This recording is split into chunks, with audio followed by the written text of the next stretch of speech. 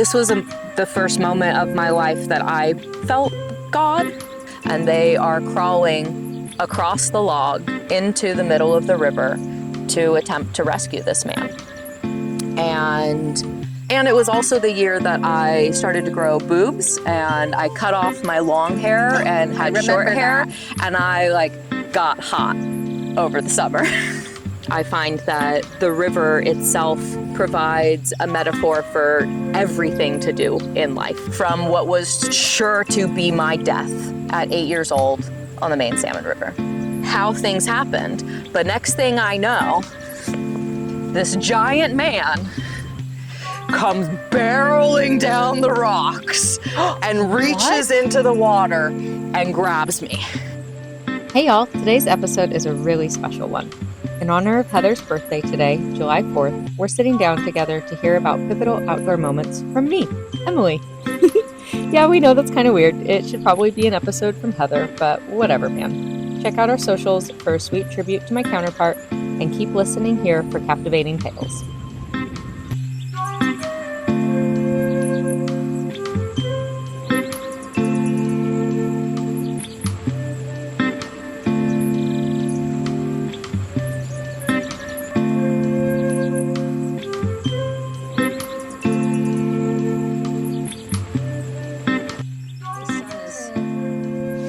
Just about peeking over that tree. Okay, we're just got done with our fishing trip, so we're doing a little combining days here to get Emily on a story, so you can get to know Emily, your co-host with the Go Wildly. We're gonna feet see them. We got footsies. Feels nice. Actually, kind of does feel nice. Yeah, my feet are cold, huh? Yeah, they feel good. Just so you can get to know Emily a little bit, and we've already had a really big deep dive with Emily that maybe you'll see in conjunction with this episode.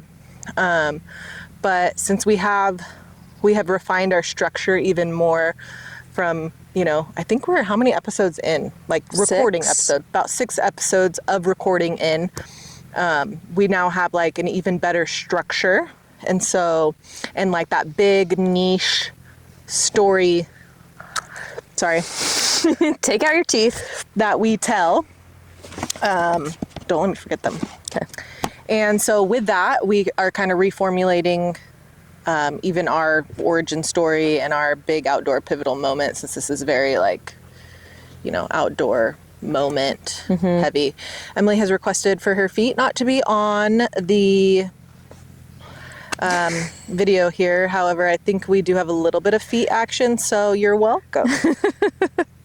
I don't mind people looking at my feet, but they have been in wool socks all morning, and they're just not in their prettiest state currently. But if you've been following us at all up until this point, you've definitely seen my feet, so you're welcome. I get lots of compliments on my feet. I have apparently very nice feet for a girl and for a human, because I spend a lot of time barefoot, so I have really good toe spread, strong feet, and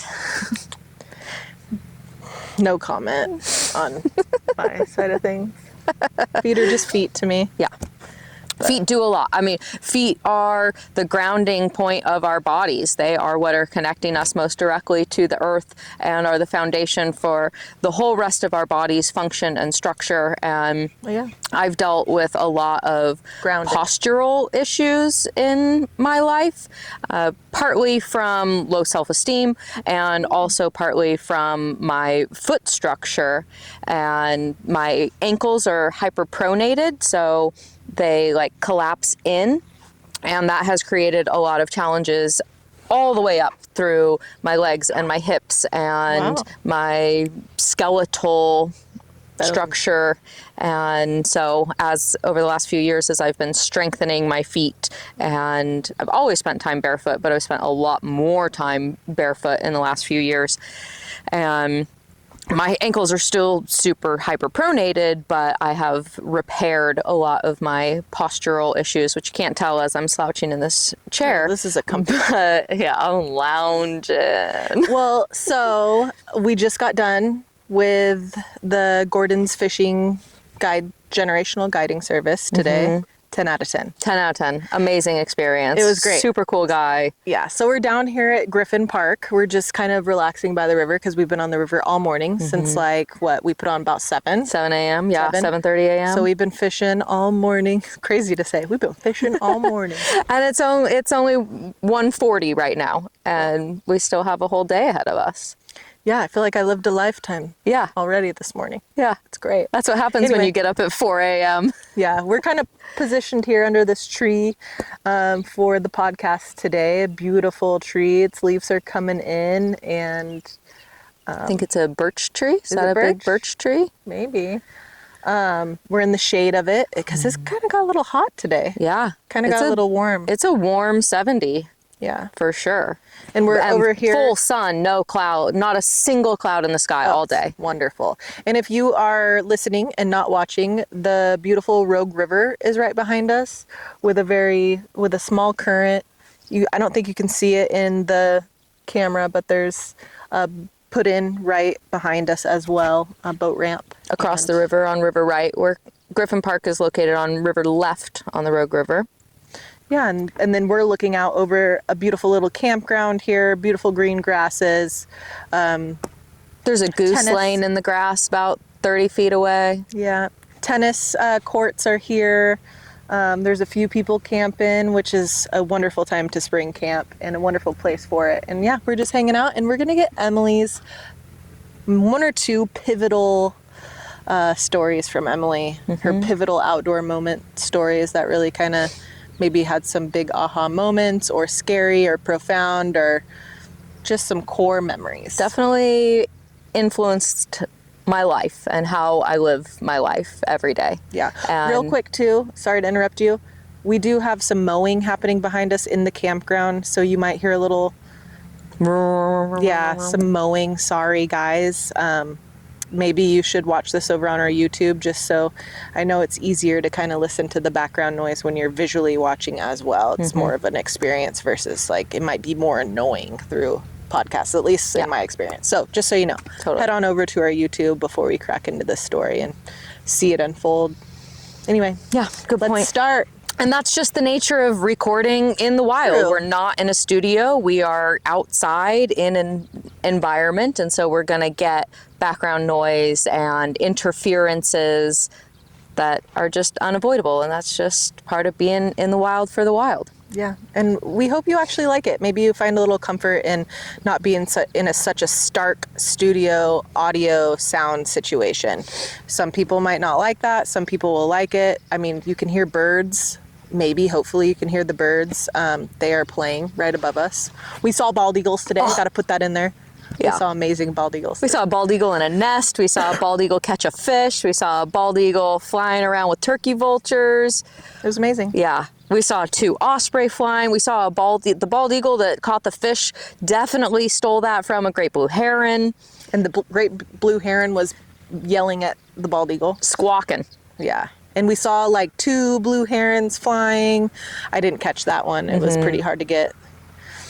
It's been a beautiful day so far. Yeah, and it's been awesome to share this with you and get to this idea that we had to start this podcast and be outside and in the wild and do these experiences was just an idea a little less than a year ago. And we're living it. We're doing it. We're going out and exploring new trails, exploring new sections of river, meeting new guide services and people and learning more about each other and ourselves and our skills and our limits and our syncrasies and our idiosyncrasies, and it's really freaking cool. It is. It's fun to share this with you. Yeah, agreed. I feel the same way. It's been really cool. It's been really awesome. Anyway. Yeah. So, per our podcast structure, we told you a little bit about where we are and what we're doing, what we've done today. A little bit about me and my personal background. I grew up here in Grants Pass on this beautiful Rogue River. Moved to Grants Pass when I'm going to scoot this down just a little bit. Moved to Grants Pass when I was 2 years old. I was born in Eugene, Oregon. My parents were living in Eugene while my dad was getting his law degree from University of Oregon. My parents are both originally from California and met when they were in their early 20s as river guides on the American River, either the American or the Tuolumne, somewhere in some of the Northern California River. They met when they were running rivers, and then they guided in Oregon for a little while and eventually moved to Oregon and settled in Grants Pass when my dad got a job as an attorney right after graduating from law school.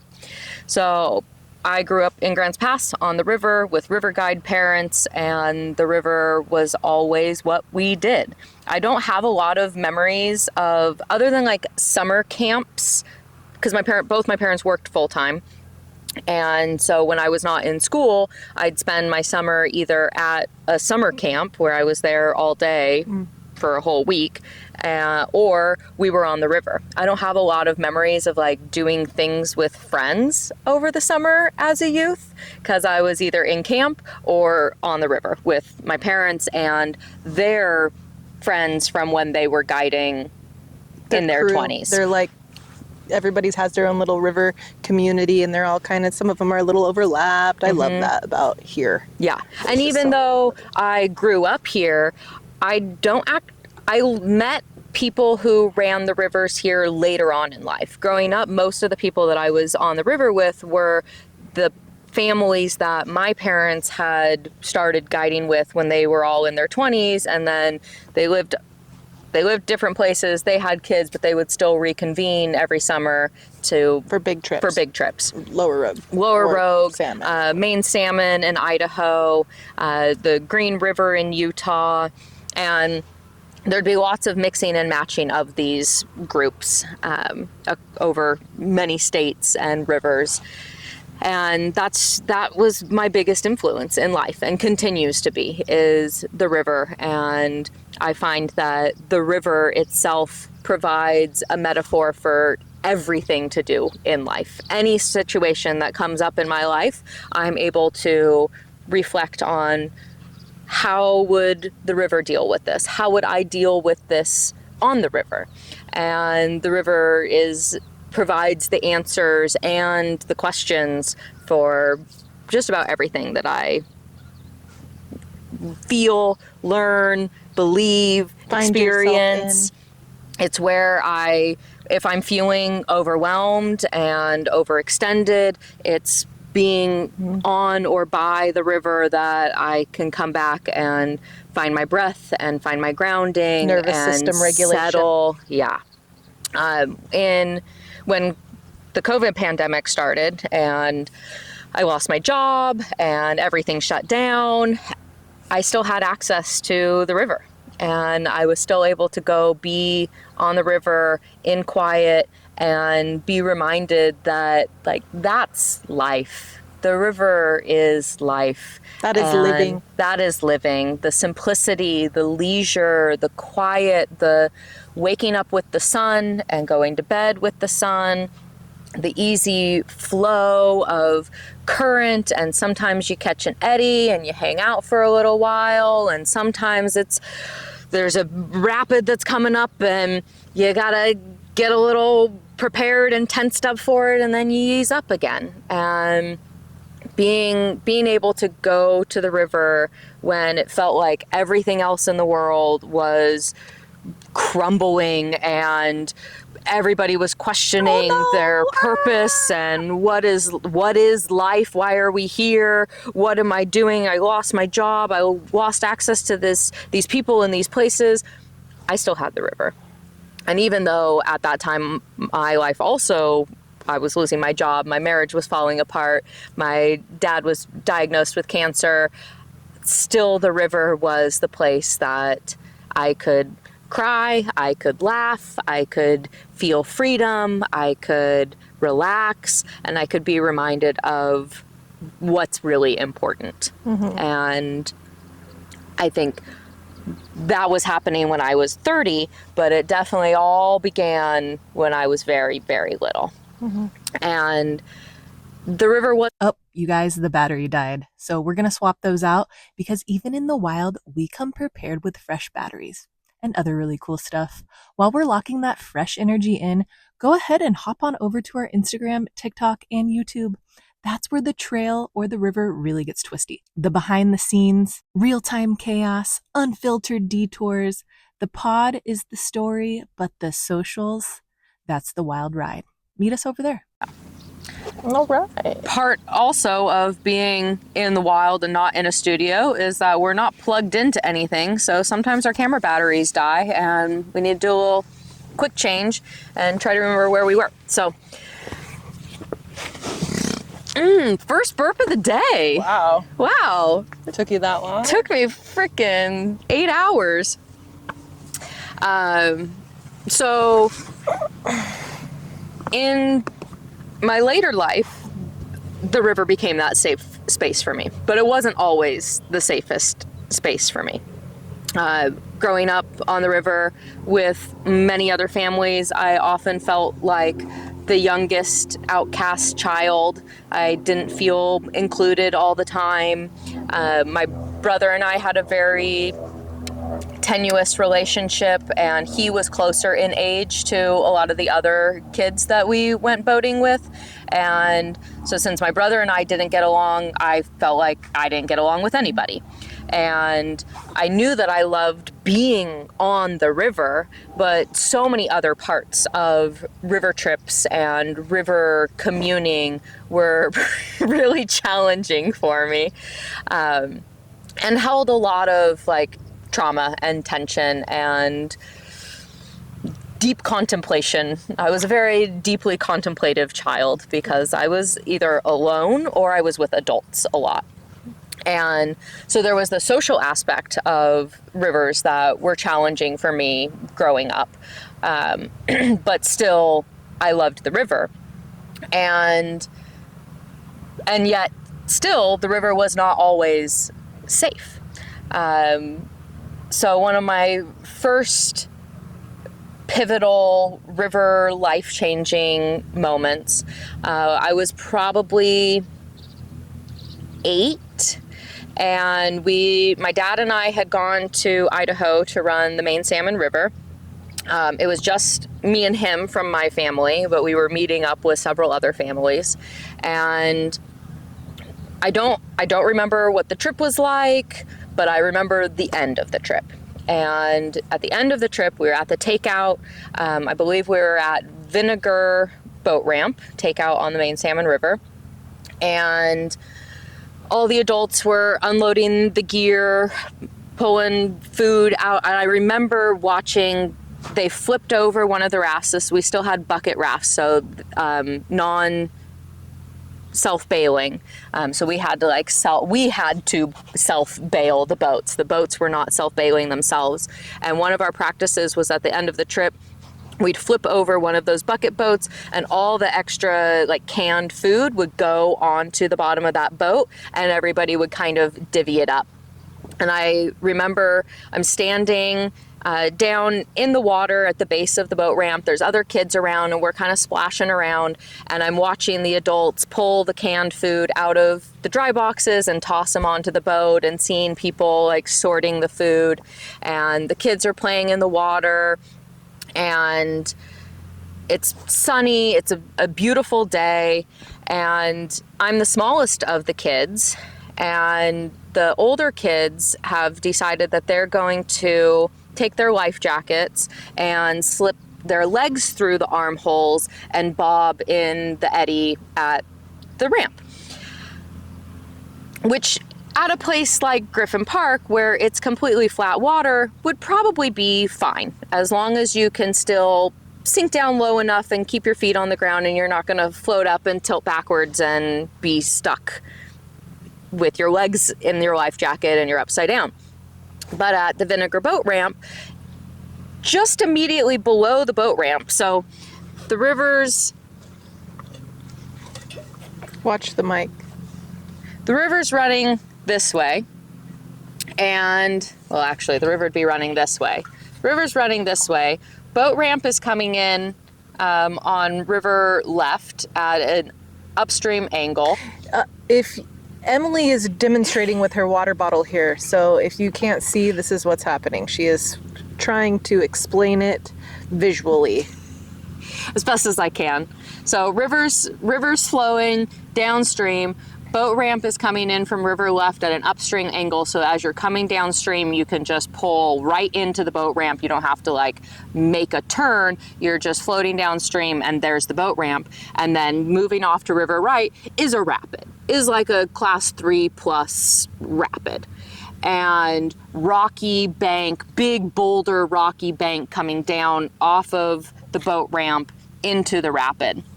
And like I said, I'm the smallest kid. I'm trying to fit in with these older, bigger kids, and I decide I'm gonna put my legs through the holes of the life jacket also.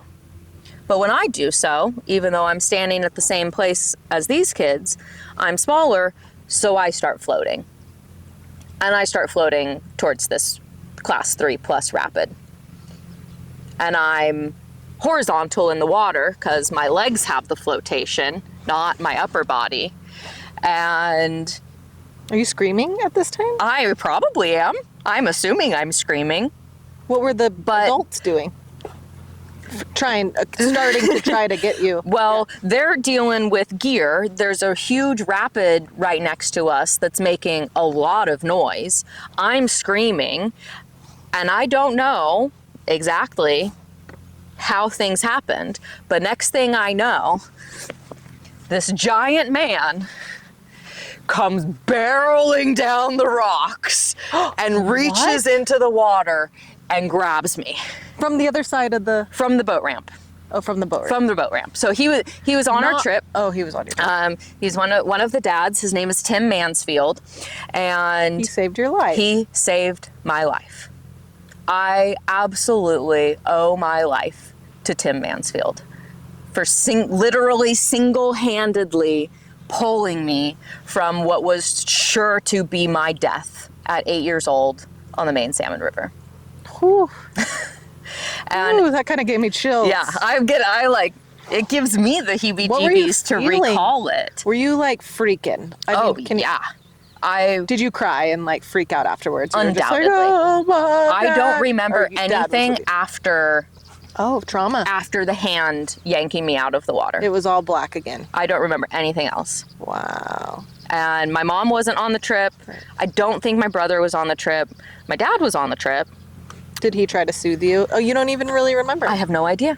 Damn. I have no idea. Did you bring that up with your dad in later years and talk about it? Like what actually went down in his perspective? I Do you probably have. I've talked about it with Tim more. Oh, cool. And I see Tim almost annually because this group of river people, we get together every year in the spring around Passover for a reunion and a river Seder ceremony to celebrate and signify spring and the reunion of this group, and we tie it to the Hebrew diaspora, and yet we come together and we relate to that. So I still see Tim on a semi-annual basis, and I thank him for saving my life every time. And he's pretty nonchalant. He's pretty aloof about it, just kind of like, Oh, yeah. well, yeah, you were doing something stupid, and thank God I saw you.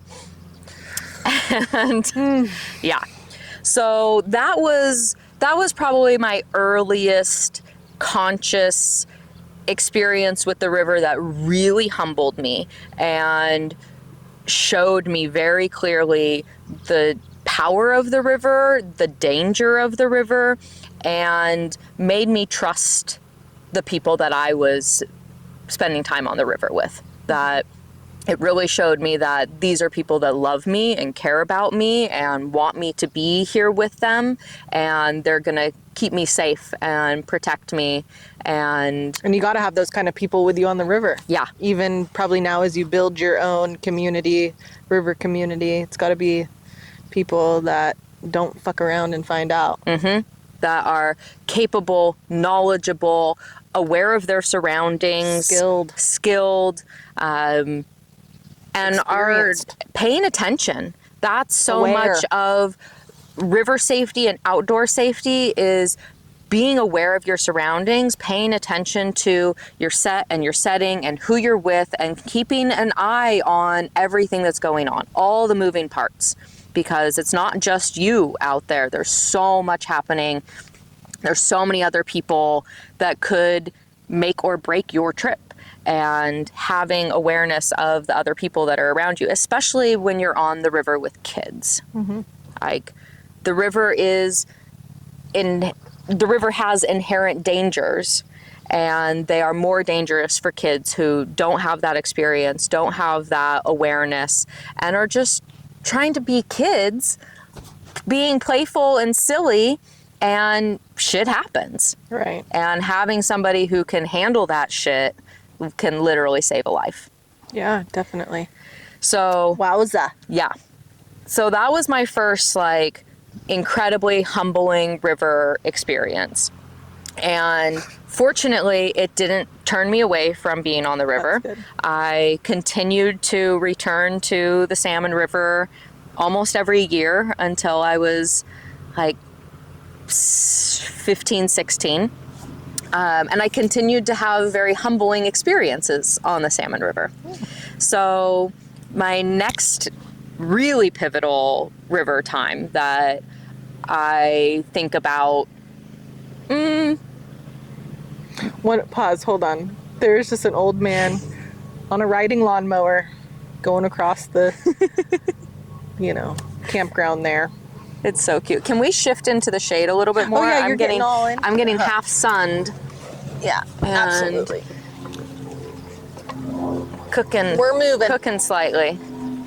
Enjoy that view as we move our chairs.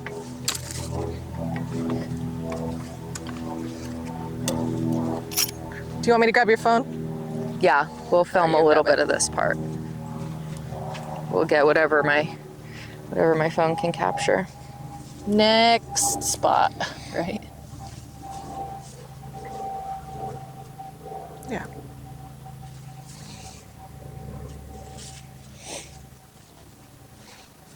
Okay. We moved. Okay, welcome back. So then, Follow us on YouTube if you want to see all those fun transitions that we have to do, because we are in the wild for the wild, that we are. about the wild. We are wild for the wild. Wild, wild west. Wild experiences, wild people, wild places. Okay. So then fast forward to 2003. I'm 13 years old now. 2003 was a big year in my life. A lot of things happened. I was bat mitzvahed. My paternal grandmother died. I had a pivotal, life-changing experience on the river. I had a very, very influential trip to Mexico with a big group of this river community where I learned how to play cribbage and other things. But Cribbage is the quintessential river game, a card game, more like, hang out late, kind of later night, early evening, like the game. Yeah. It's the game. It's kind of the camp game too in our family, not just river. great game. Yeah. And I was taught by my river people, but I didn't learn it on the river. I learned it in a house in Mexico. But and it was also the year that I started to grow boobs, and I cut off my long hair and had short hair, and I got hot over the summer. I remember this. I remember when you cut your hair, because your hair was so thick. I remember it was choppy, because Emily has the thickest hair ever. And so I remember it being who just waxed your hair off? Yeah, because there was just so much of it. There was no way of making it sleek and smooth. Now it's 5 days unwashed, so it's a little flat, but still thick. So that was the summer that I got hot, was also because I had a profound experience the summer before coming back to, was that 8th grade? Yeah, that was the summer before 8th grade.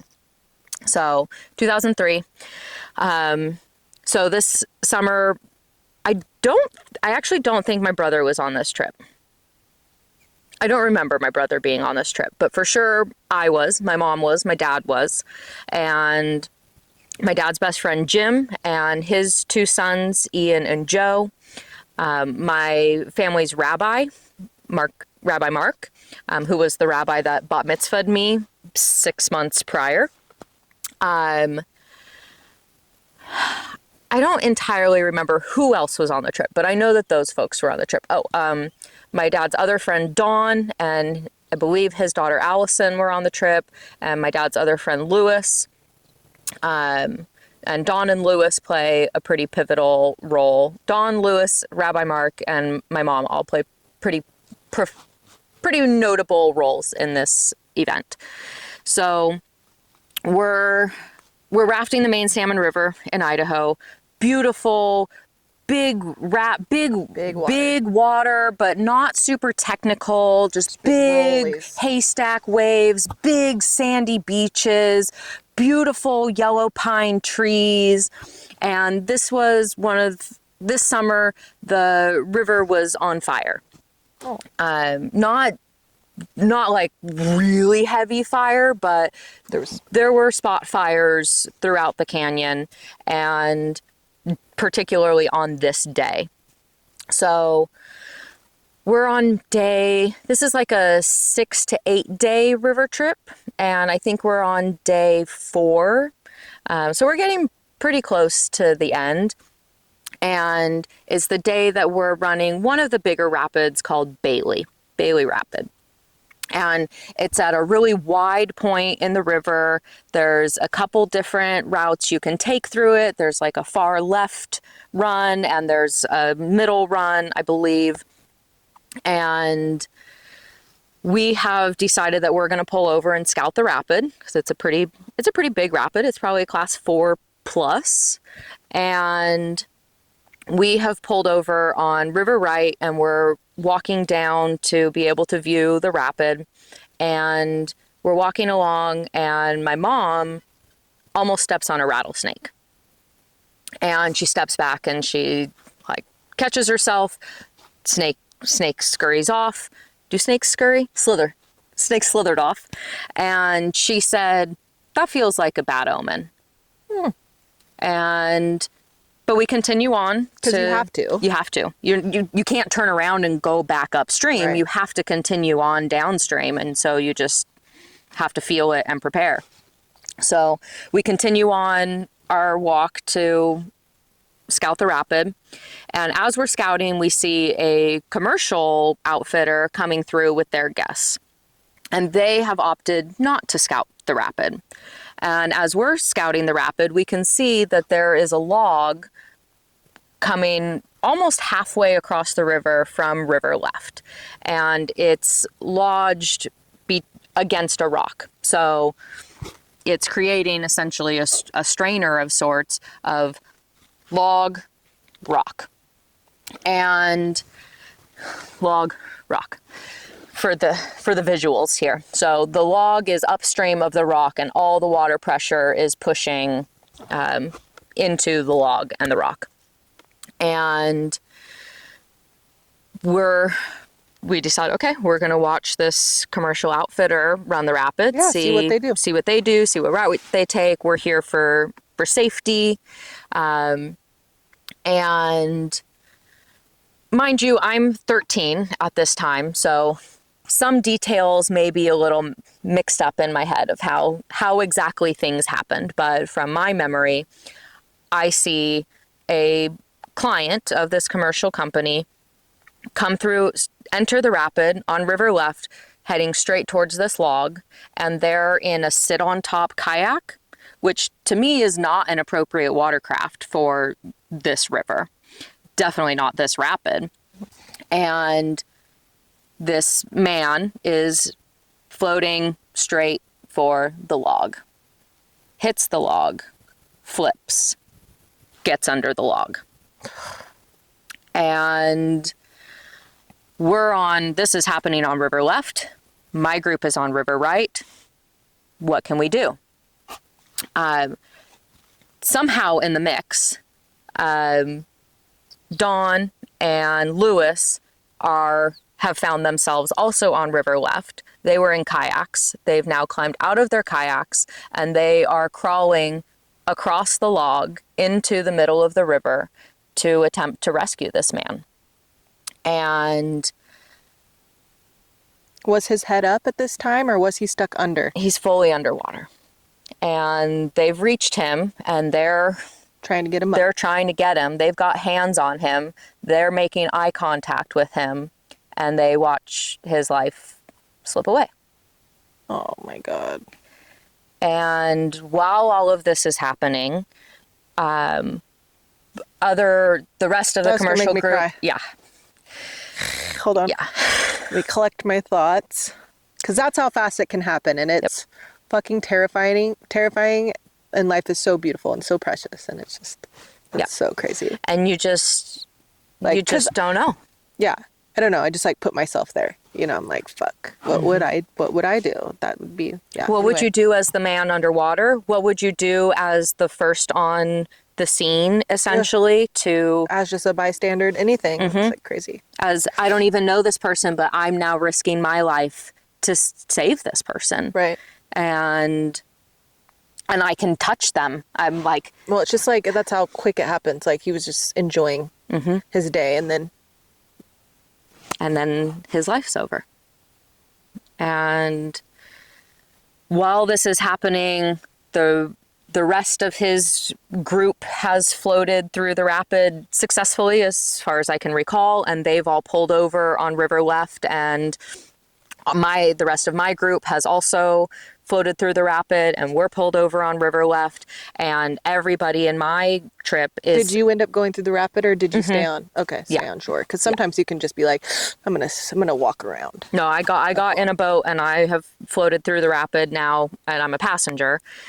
What's your feelings like at this time? Did you know that he was dead, and that was like there was that situation, like you knew that situation was happening, but in that time when that happened, and then you're like, well, we got to go through the rapid, like, was that like you guys were running to go get in, and like, what was that intermediate time like?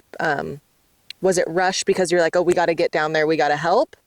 And Yeah, it was a little bit of, we've got to get over there and see what we can do to help. And it was a little bit of, like, you knew he was gone. oh yeah, I knew he was gone the moment he entered the rapid. I saw, and I know my mom can attest to this, I said out loud something along the lines of, he's not going where he should be going. What are they doing? I remember getting mad at the commercial outfitter that they sent this man alone in a first in an inappropriate watercraft down the wrong side of the river. I remember being mad that they didn't scout the rapid, and I was thinking, I wasn't swearing at the time, but I remember thinking, what fucking idiots. What did they just do? They just sent this man to his death. And They absolutely did. And I'm watching this happen. I mean, it's a freak accident, but like, let's collectively, use our knowledge, and that was not appropriate. And often I think that can happen to commercial outfitters that are out there running the river every week, every day. They get a little bit complacent because they aren't thinking about, well, this log could have washed in. The main Salmon River gets flash floods constantly. And especially while there's a fire going on, trees are falling in the river all the time. New obstacles can show up anytime. Right. You should always scout big you should water. always like that. scout big water. Even if you did it 3 days ago, there needs to be some kind of if there's somebody else scouting, you do some kind of hand signal communication to learn, is it the channel clear? Can we go? If you're not going to scout a notoriously complex rapid, then you need to have some other kind of safety protocol. And it wasn't like this rapid was complex. It was just there was a danger in the water, and they would have learned that if they would have just checked it out, instead of the complacency of like, oh, we just ran this 3 days ago, which is what the outfitters are doing. Yeah. Like, no shade on outfitters. They're doing their best, and that freak accidents fucking happen all the time. And this was 20 years ago. Yeah. And so hopefully, for sure, Protocols new now. protocol, there's way more safety protocols and Yeah, you would know, standards in guiding, because of things like shit used to happen. that. Okay, anyway, bring Yeah. me back. Like, you guys just went down. Everybody trying to is help. now on river left, and My Is rabbi, he out of the water yet? no, Okay. he is not out of the water. My rabbi has approached the group and figured out who is related to him. He has his wife and at least 2 kids Oh, fuck. with him on this trip. That's so sad. They were visiting from Utah. This was like the bucket list trip. And I can't remember all of his story of like if he'd been into rafting when he was younger and he was now bringing his kids but this was like their summer family trip and his whole family was there. And they're sitting in the floor of a raft, Crying. Whatever. devastated, Shocked. crying, shocked. And my rabbi approaches them and asks them if he can sit and pray with them and be a spiritual support and guide for them. And they're Mormon, but they welcome him in and he sits with them and holds them and prays with them and talks to God in spirit with them. And the other members of my trip are, seeing if they can aid with water or food or snacks. Are they still trying to pull him out? Okay. Don and Lewis are still out on the log. Okay. And at some point, my mom says to Jim, hey, let's take the kids and let's head downstream. Like, we need You're in your group or the kids, their kids too? Jim's kids and me and you guys. the kids in our group. Okay. Yeah. My mom says, that's a lot. It's heavy. Let's give some space here. Let's take our kids out of this situation. Let's head downstream. There's a commercial lodge, semi-commercial lodge, just down around a bend. We can go up and make a call out. I don't think at this time the commercial outfitters carried satellite phones with them. I don't think they were really on the scene, prominent, available. So we said, we'll go down and we'll make a call. And so our group piles the kids into a couple of boats and we start floating downstream. We pull over at this lodge called Allison Ranch, and we're all in complete shock. Or is any of the kids or any of you guys crying, or is it more just like, what the fuck just happened? I think we're more in the what the fuck, right. And kind of some anger still at the situation, and we're scared about Lewis and Dawn and their safety being out on the log, and we're like, how do we proceed? Like, now we're just going to sit here we don't know how long we're going to be waiting here for the rest of our group to catch up. We don't know if we're going to have to provide a witness testimony to any law enforcement or rescue personnel. So we sit down on the beach with some buckets and start playing cards and just kind of try to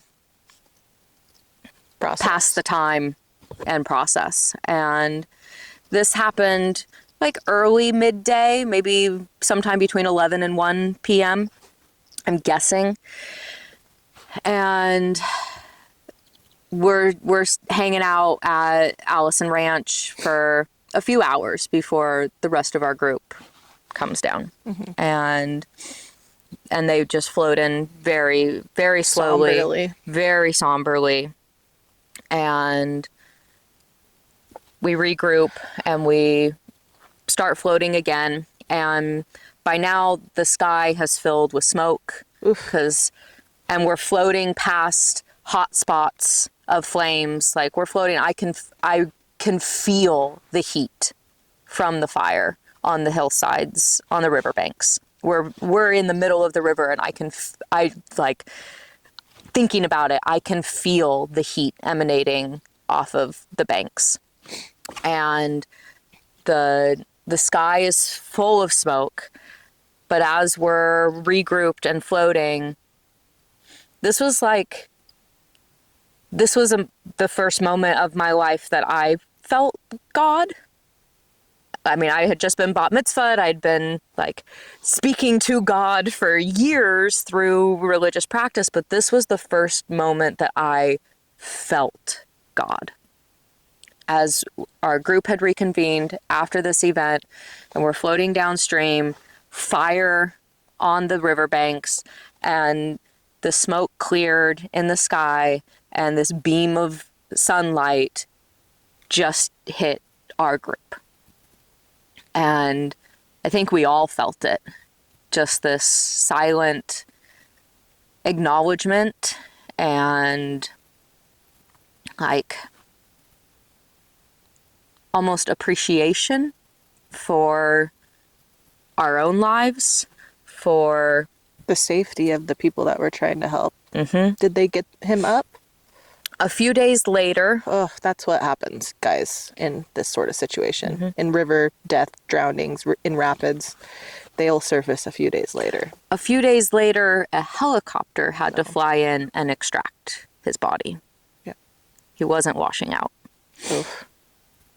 And we saw the helicopter Come in come for in. that. Yeah.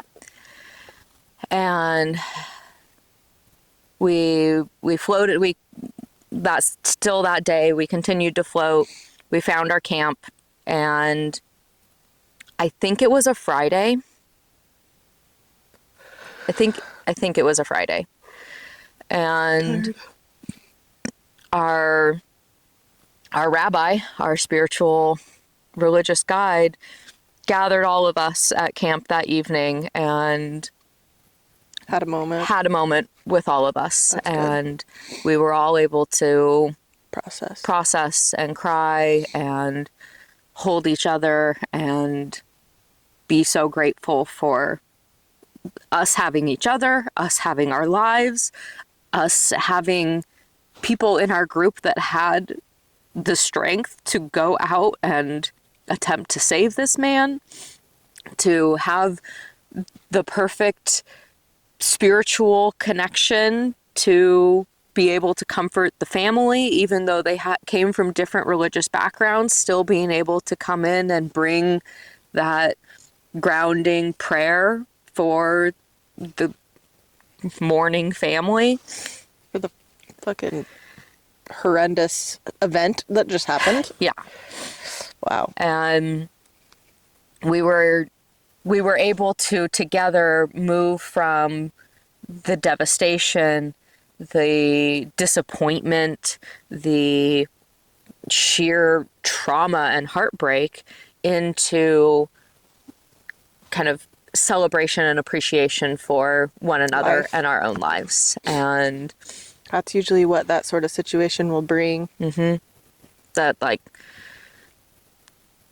shitty that it had to be us, but wow, how also lucky that it got to be us. Right. That we now Have that lesson. we have that lesson, we have that reminder to always have safe people, safe place, take safety into consideration, to scout rapids that we're unfamiliar with, that have any level of technicality to them.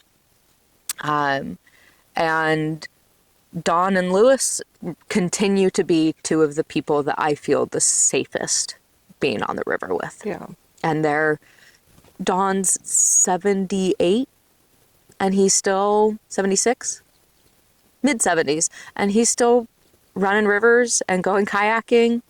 That's great. And will do so for sure till the day that the water takes him under. And it was that was the You grew up that year. I grew up that year in every way. We were pretty close that year. Too. Yeah. And I remember going back to school. And so this happened in like August. So I'm back at school 2-3 weeks later. And the first assignment that I get from Mr. Rosetta is write an essay about your summer vacation. What did I write? The story of watching Someone a man fucking die died. on the river. Damn. And I was like, heavy. he was. I have I no bet. doubt that he'd hear my name and he'd remember that. Oh, yeah. You that- remember shit like that. that for I sure. wrote that. I wonder if he still has it. I bet I could find it somewhere in my school paper savings of the essay that I wrote of this river trip, watching a man die on the river. Damn. I'm trying to remember back if you like came to school and like told us about it. Probably. I'm sure I heard this back then, but I didn't grasp that. Like, oh my God, Emily, now if somebody's like, listen to this, like this just happened, I would be like, oh my God. But being a kid, you're just like, oh, fucking Emily. Yeah. And it was incredibly traumatic to experience. Right. It's also traumatic to hear about. Right. And So I'm wondering if I like, maybe you mentioned it and I was just like, yeah, it was young and dumb. Mm-hmm. So I didn't even. That's went scary. over I my gotta block head. this out. Right. Yeah, you're right. Like, what? Yeah. It was. I remember also not really talking to you about your river escapades until your Grand Canyon trip. And then I feel like you told me a lot of your Grand Canyon story. I feel like we were really close that time too. And I feel like I remember you telling me stories of that whole trip. Like I must have came over that day or, when you got back and like you told us the story of like, maybe I was with Anna or we were with Laurel or whatever. But like it was, you told me the trip because I remember hearing mostly the guy that you were like smitten over because of the Grand Canyon, but that was like a big, because you were gone for like a month. And so it's like Emily is gone to the Grand Canyon, like out of sight. Yeah.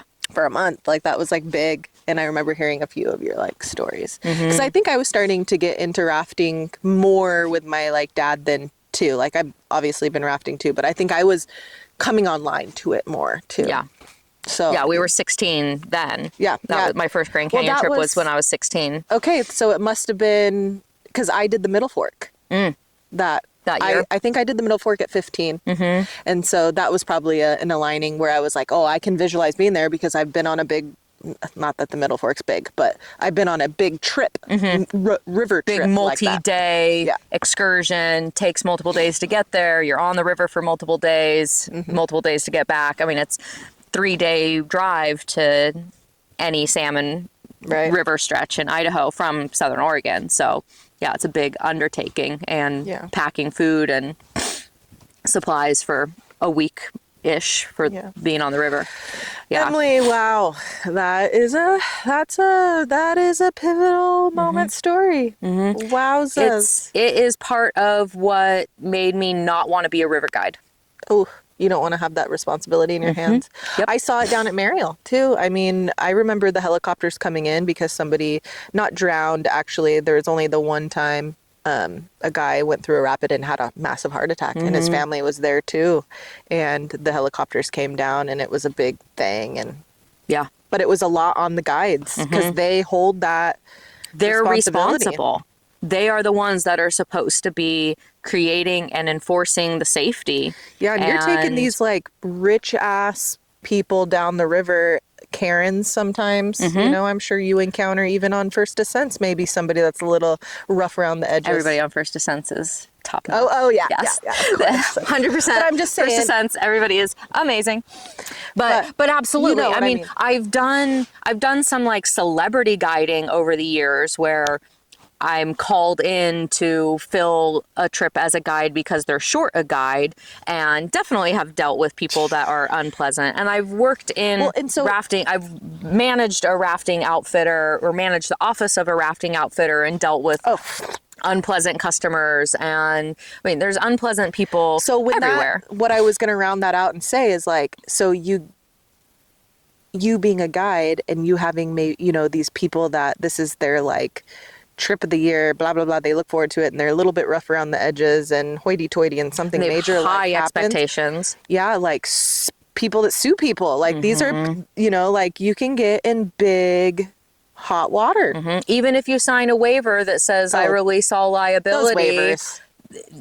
if somebody dies on the river Yeah. and there's any way to determine that somebody was at fault for it, They have to try to determine fault. yep, That's even if there is a liability waiver. Yeah. Even with that just made me think of the contracts for, not for real estate, but for like the bike shop and like NDAs and stuff. They don't stick. No, They don't. Those ain't sticking. there's always a loophole Yeah. to anything legal. But that absolutely was what made me not want to be a river guide, because I didn't want people's lives in my hands. No matter good. how experienced I was, I so wanted now- to keep the river my safe place, and I didn't want the responsibility of anybody's livelihood in my hands. But you are a guide, or how is that? Like, what are you just a hype woman that joins? comes along? Essentially. Yeah, so Do you now gear boat? Like, what is your role now on the river? Because, yeah, Emily said she doesn't want to be a guide, but she still is she does some work for some guides. I do river work. So I did spend a summer as a day trip guide on the wreck stretch of the Rogue, Which is still dangerous. between Hog Creek and Grave Creek. So I did spend a summer doing that, but it was just day trip. So half day, full day. I got to go home every night, which there is still danger in any kind of rafting, but it's different when you're out there for days at a time. Yeah, And that's you're more different. remote You're and in the wild and secluded. scenic. Yeah, there's not roads. I mean, just the fact that there was a lodge with a satellite phone of some sort within a few miles of this rapid was incredibly lucky. Like, that is not the case. But it still seemed like if it took multiple days to get a helicopter out there, it really didn't matter. Colin, like, Yeah. It's still going to be a slow Process. situation. And, timelines might be a little bit off. Maybe it was the next day. I don't know. But it felt like time had passed. I mean, time moved slowly through this whole, through the whole day and through the whole rest of the trip. Time slowed way down. And when I went back and did the main salmon, not last summer, the summer before. That was your first. I'm pretty sure that was my first time back, was a couple summers ago. Because I don't remember. Was your dad alive then, or did you do it with No, I did it with my mom and with Dawn and with Jim. Oh, awesome. And other people I didn't know, but it was my first time back. And I remember getting to Bailey Rapid and having like a response. What does that say? 2:30? 2:30. Okay. Having like a visceral response to, I'm back at the rapid that the life-changing event happened at, and going through it and then seeing where the lodge was and where we camped that night, it all felt like I felt so disoriented in space and time and how long it took to get from there to there to there as an adult versus my memory as a kid. So very, very disoriented in like how time moved, and also the river changes all the time. Right. And there's probably some trauma response to that. And like, like you thought it was, I thought that it was 20 minutes from the rapid to the lodge, and in reality it was probably closer to an hour and a half.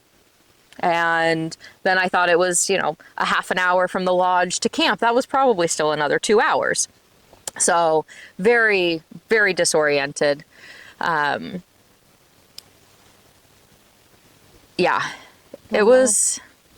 changed my life. Absolutely. So now as a guide, I spent a summer when I was 19 as a day trip guide on the Rogue. And then when I was 18, I did one commercial trip as a guide where I was like an assistant boatman. They were short a boat guide, and I just carried gear. And that became my standard, was if you want me to be a guide, I'm only carrying gear. I'm not carrying people. And like, that was my rule. So I did that 3 or 4 times throughout my 20s. And then now, as a guide, I am employed by Sundance Kayak School during the weeks that they're partnered with a nonprofit called First Descents, that takes young people, young adults, so from the ages of, I think, 21 to 42, takes them, and they're experiencing cancer, and takes them on outdoor adventures and teaches them either how to kayak, how to rock climb, or how to surf. And they have different partnerships with outfitters across the country.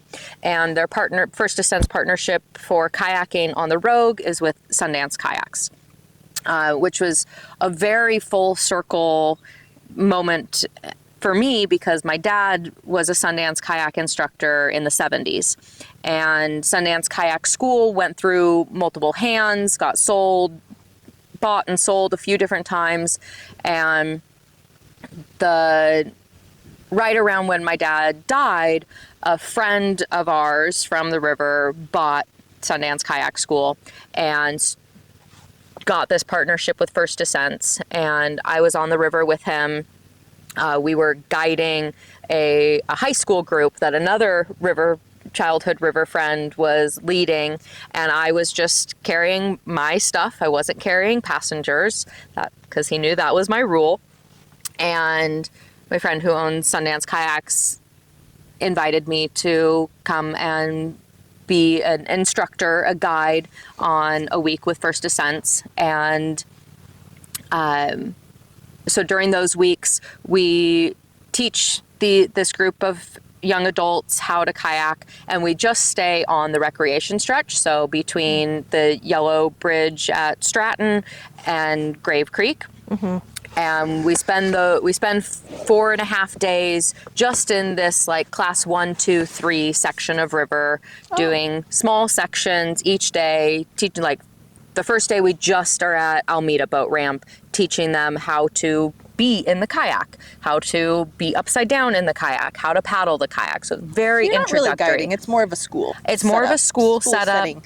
And I'm rowing a raft, but it's basically flat water. I don't carry passengers unless they are exhausted from kayaking or being in the sun, or they're having a bad medication day or something like that. If they're not able to be in the kayak for that day, then they'll sit on my raft. But we're floating. We're not going through any classes of water, of rapids. So I'm guiding them in their experience, in their personal growth journey of learning how to kayak and be on the river and do the river life, but I'm not responsible for. I have responsibility for their well-being and their livelihood while they're with me, but it's such low consequence, low risk that it feels very safe and comfortable. And it's more. That's cool. It's more personal relationship than river navigation and safety. There's always a component of safety, absolutely. But my role is just kind of support.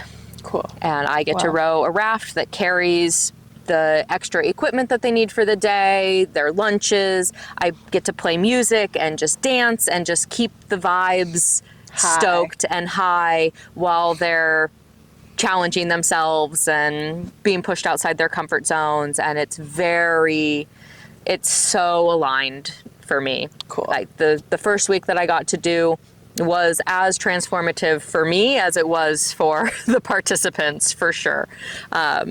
I cried probably more than any of them did. And I got to tell my story of having just lost my dad to cancer and him having this tie to Sundance Kayak School. And now here I am at Sundance Kayak School supporting people experiencing cancer, and how profound and special and embracing that is.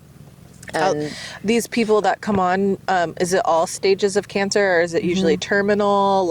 Have you witnessed people recover and I don't know, give me that roundabout of like your It's people that all you've helped. stages of cancer, but they have to be physically able Right. to do the kayaking. So in the past, from what I've heard, they had participants that were on their way out and were really being held through, like they weren't kayaking, they were enjoying. And I think in more recent years, they've decided that's a little too much responsibility and pressure on the instructors to have that level of like medical attentiveness. The trips always have a medic. There's always non-instructor support staff. So there are like volunteers and paid folks from First Descents that are there to have extra hands. It's essentially like a one-to-one participant to staff or instructor. So everybody, there's plenty of people to keep an eye on everybody.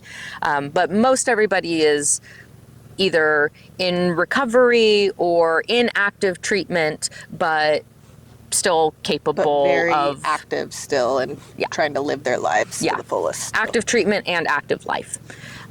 So this summer will be my third summer that I get to participate in this. The first year I got 1 week of it. Last year I had 2 weeks. This year I get 4 weeks. Damn. It's really putting a wrench in our podcast schedule. But no, it'll be fine. It's going to be great because you'll get to hear episodes from First Descents folks. That'd be cool. And hear their transformative outdoor experiences, either from their First Descents experience or otherwise. It's really like, it is. When I found that work, when JR, the owner of Sundance Kayak, invited me to participate in this and I got to show up and have my first week there, all I kept saying was like, either I was made for this job or this job was made for me, because Cool. Do you make good money doing it? Fine. I mean, I'm not that that's a factor in any play, just out of curiosity, like, is it decent? I didn't even know I was making money. Oh. And then I got paid, and then I got a check, and I was like, oh. That's nice. Wow, okay. Sweet. That makes it even more viable. Yeah, because I would have done it for free, and that I got a few $100 was like cool. Yeah. Just whipped cream on top. What do you think? It What is would be the most appropriate? aligned job that I have ever experienced, where all I have to do is show up as my most authentic self, and that in and of itself is perfect, inspiring and transformative and supportive, and I just like get to be so aligned, just fully present and embodying myself. There's chefs, we have private chefs that prepare all the food, so we're well fed. We don't have to think about that at all. The participants get to stay in these nice but rustic yurts, and the instructors, we like camp out. So I'm sleeping outside. It's beautiful. It's amazing. It's freaking heaven. With like a lot of emotional work also, because every day we have some kind of like they're also doing emotional some breakdown, kind of cool and that's awesome. It's really communal and transformative, and I absolutely love it. And I've met some really, really amazing people that are part of my everyday life. That's amazing. Mm-hmm. Wow, Emily, that story. I was there with you. Yeah. I was there. Damn. Mm-hmm. Yeah. 13 you know was a big year in my life. Yeah. 13. Yeah.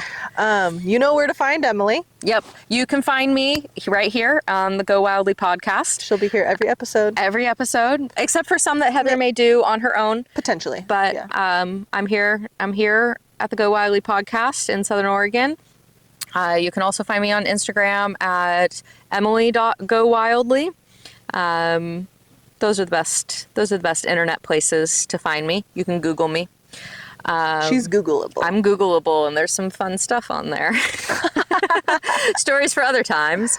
And nothing gross or bad. No.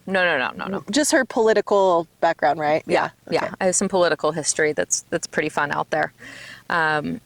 My piece of gear that I always have with me. You just asked your own question. Hold on a second, Emily. Oh, yeah. Hey.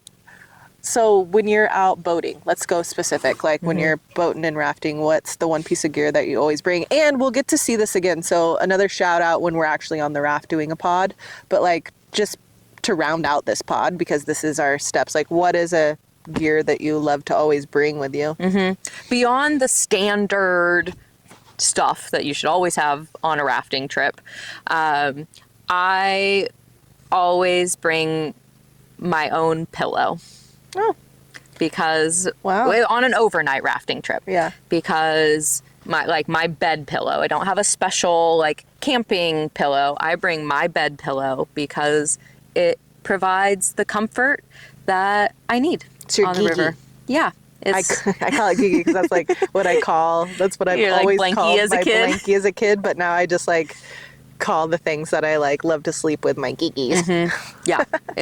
I don't go on any overnight adventure without it because Is it special? Is it like expensive? No. Just old No. at all? It's just a memory foam pillow that I sleep on best. When I sleep on other pillows, I don't sleep as well. And sleep is so important when... My sleep is fragile. I don't know about yours. My sleep is... You think my brother and I have a tenuous relationship? Sleep and I have a tenuous relationship. So anything that I can do to give myself better sleep when I'm out on a multi-day adventure and exhausted all day long and sleeping in semi-foreign environments, if I can have that comfort piece of home that tells me it is time to go to sleep. So that I can be restored, especially on these first descents weeks. Like, Yeah. I'm working from 6 a.m.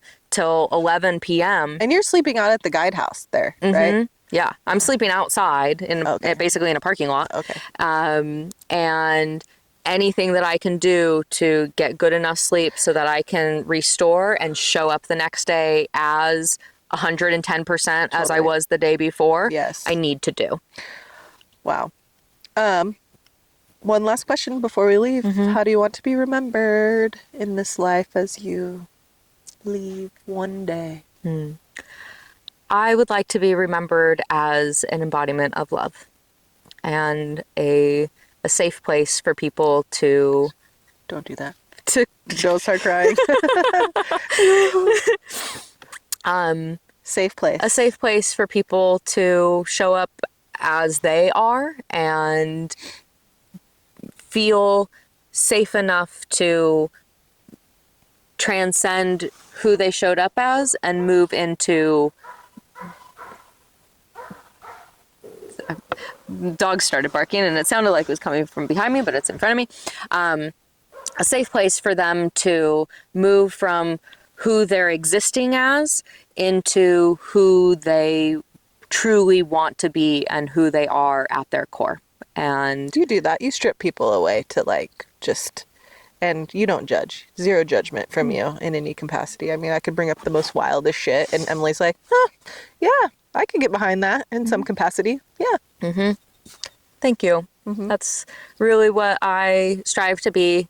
I feel safe with you, like telling you all of my shit. Like you're like so non-judgmental. Like I can just be so open with any of my opinions that I don't let my opinions like really fly. I mean, I try to like put a little bit of authority in, but like really I don't care either. And I can say it freely. I don't have to like walk on eggshells around you at fucking all. I'm so glad.